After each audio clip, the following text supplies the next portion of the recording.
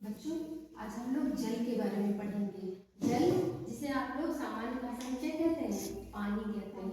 पानी हम पीते हैं और हम कहते हैं जल ही जीवन है। बिना पानी के हम जिंदा रह सकते हैं? नहीं। तो जल के बारे में हम पढ़ेंगे कि जल के भौतिक और रासायनिक गुण क्या है। भौतिक गुण मतलब जो हमें दिखाई देता है और जो बदल सकता है, फिर वापस अपने अवस्था में आ सकता है, उस गुण को हम भौतिक गुण कहते हैं। और रासायनिक गुण वो गुण होते हैं जो किसी भी पदार्थ की आंतरिक संरचना होती है, वो उसका रासायनिक गुण होता है। भौतिक गुण जल का क्या है? वो रंग नहीं होता, मतलब उसका कोई रंग नहीं होता, न कोई स्वाद होता है और न ही उसमें कोई महक होती है।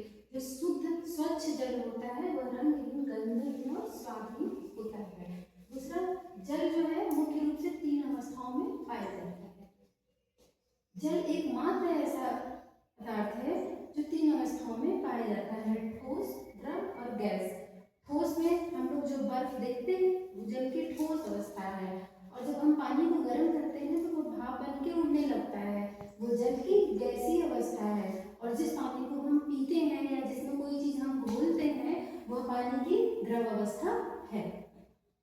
अब आते हैं क्वथनांक। जल का क्वथनांक 100 डिग्री सेंटीग्रेड, मतलब 100 डिग्री सेल्सियस से ज्यादा जल का टेम्परेचर नहीं हो सकता। जल का अधिकतम तापमान जो है 100 डिग्री सेंटीग्रेड होता है। इसके बाद जल क्या है? वह भाप बन के उड़ जाता है, मतलब वह अपनी अवस्था का परिवर्तन कर लेता है। उसका अधिकतम तापमान 100 डिग्री है। और जल का मतलब जल कब बर्फ बनता है? 0 डिग्री सेंटीग्रेड जब उसका तापमान होता है तो जल जम करके बर्फ बन जाता है। दूसरा, जल क्या है? एक यौगिक है, यह कोई तत्व नहीं है, यह एक यौगिक है। यौगिक मतलब जो विभिन्न 2 या 2 से अधिक तत्वों से मिलकर बना हो।